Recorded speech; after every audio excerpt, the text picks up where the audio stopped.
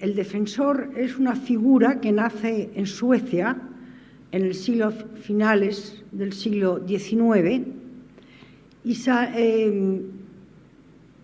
para completar o coadyuvar el sistema democrático, persona que sigue atentamente derechos y libertades de los ciudadanos y el funcionamiento de la administración. El defensor es defensor de derechos humanos e instrumento para prevenir que exista tortura, malos tratos o tratos degradantes o crueles. Pero el defensor no es un órgano ejecutivo, ni es un órgano legislativo, ni es un órgano de administración de justicia. Y esto tenemos que aclararlo muchas veces porque hay momentos en que hay un poco de confusión. Los ciudadanos se dirigen al defensor para manifestar al defensor que tienen un problema con una o con varias administraciones, no entre particulares, administraciones. Y el defensor tiene que estudiar, ver, analizar con la mayor celeridad posible de qué se trata y actuar si cree que debe actuar porque a esa persona probablemente o posiblemente le asistan derechos que se están conculcando. Pues el defensor se legitima, como otras instituciones, pero a mí no me corresponde hablar de otras, si es eficaz, si produce seguridad jurídica, si atiende a los ciudadanos y, desde mi punto de vista, si concilia también intereses. La mediación, la conciliación es una acción importante por parte del defensor. Hay que procurar mantener la independencia en todos los momentos. Hay que escuchar las razones de la administración, primero las del administrado y después las de la administración. Pero la voz del defensor tiene que ser clara, tiene que ser firme, pero no tiene que ser agria, ni tiene que ser áspera. El defensor no tiene que entablar peleas, no tiene que entablar disputas, tiene que emitir una opinión, tiene que defender a un ciudadano, tiene que hacerlo de manera adecuada. No somos, le decía yo el otro día a una periodista, le decía, no, nosotros no somos la oposición a nada, nosotros no somos el gobierno tampoco. Y muchas de ellas, por ejemplo, en otros campos distintos, en materia de migración, en materia de igualdad de derechos, en materia de violencia de género, en materia de una cuestión sobre la que hemos trabajado mucho, que es la trata de seres humanos, la explotación, sobre todo explotación de mujeres con fines sexuales. Nos ocupamos también, especialmente de las personas que llegan aquí, que llegan a España por procedimientos no regulares, que están en situación no regular, administrativamente no regular. Nos ocupamos de esas personas en colaboración con ONGs que las atienden, les dan cobijo, etcétera. La cultura de la queja se ha extendido, pues sí, se ha extendido y afortunadamente en las democracias las quejas no son lamentos.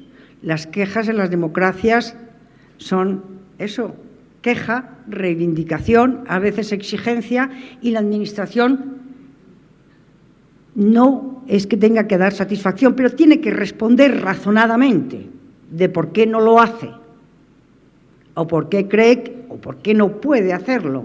Tiene que contestar, ¿no?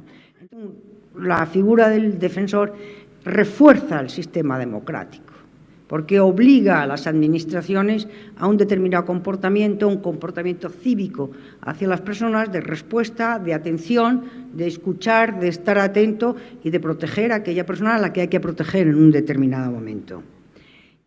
A nosotros nos parece que en momentos de dificultades económicas y de restricciones presupuestarias, lo último que se debe tocar, lo último son las cuestiones educativas y las de asistencia de carácter social, sanidad y asistencia social, que es lo que hay que procurar evitar, tocar, porque es lo que afecta a las personas de manera más sensible y que puede producir mayores daños. Hay otras muchas cosas que podemos recortar, que se han hecho, que hemos hecho, porque yo no vengo a culpar a nadie, pero que hemos hecho en el pasado que nos podíamos haber ahorrado. Y la derogación de la doctrina Parot ha sido un golpe muy duro para España, un golpe muy duro. Y la velocidad en la excarcelación de terroristas y de autores de crímenes y de violaciones, la excarcelación a esa velocidad, como se ha producido, se está produciendo, nos ha dejado conmovidos. A mí me ha dejado conmovida y veo enorme preocupación. Debemos acatar las sentencias. Por cierto, hay países que no siempre acatan las sentencias del Tribunal de Estrasburgo. Nosotros debemos acatarla, pero es una sentencia que es dura, muy dura, desde luego para las víctimas, pero también lo es para España. La capacidad de las autoridades españolas y de nuestros medios no son suficientes para abordar este problema de la migración no regular. La tragedia de Lampedusa, además de la ayuda humanitaria que hay que prestar a esas personas que llegan en esas débiles embarcaciones, lo primero es la ayuda humanitaria, pero después hay que procurar lograr acuerdos con los países de origen, porque si no, esto no tiene fin, porque la emigración irregular se va a seguir produciendo, es imparable, va a ser imparable, y desgraciadamente podemos tener otros Lampedusas. Y yo creo que la Constitución, tras 36 años de su entrada en vigor, se puede reformar, naturalmente. Sí, se puede reformar, pero se tienen que dar algunas circunstancias, desde mi punto de vista, favorables para esa reforma. Una, que se sepa muy bien los límites de la reforma, hasta dónde va a llegar, cuál es el núcleo central, cuáles son los aspectos fundamentales. Y luego, que haya una amplia mayoría previamente. La Constitución ha producido bien a los españoles, ha sido un bien importante nos ha proporcionado un sistema político para convivir en democracia y nos ha hecho posible la modernización de la nación. Sobre Melilla yo me he pronunciado ya, sobre las llamadas concertinas, que son unas cuchillas en la valla de Melilla, en las alambradas de Melilla. Me he pronunciado y lo he hecho de manera alta, con voz clara en ese momento y firme, y he dicho que me parecen muy mal. Y lo he hecho ya hace una semana y mantengo esa opinión y procuro acercarme a los ciudadanos. Y creo que hay muchos alcaldes y alcaldesas que se acercan a los ciudadanos. No siempre les darán satisfacción a sus demandas, pero yo creo que hay muchos políticos en España, muchas personas que ejercen un trabajo público, en la vida pública, con vocación de servicio. Y hemos conseguido desde la institución que entidades bancarias y bancos dirijan una circular a todos los vecinos que han tenido, que están con problemas para hacer frente a sus deudas hipotecarias, diciéndoles, primero, que no pueden ser lanzados a la calle por la ley, y en segundo lugar, que la caja o el banco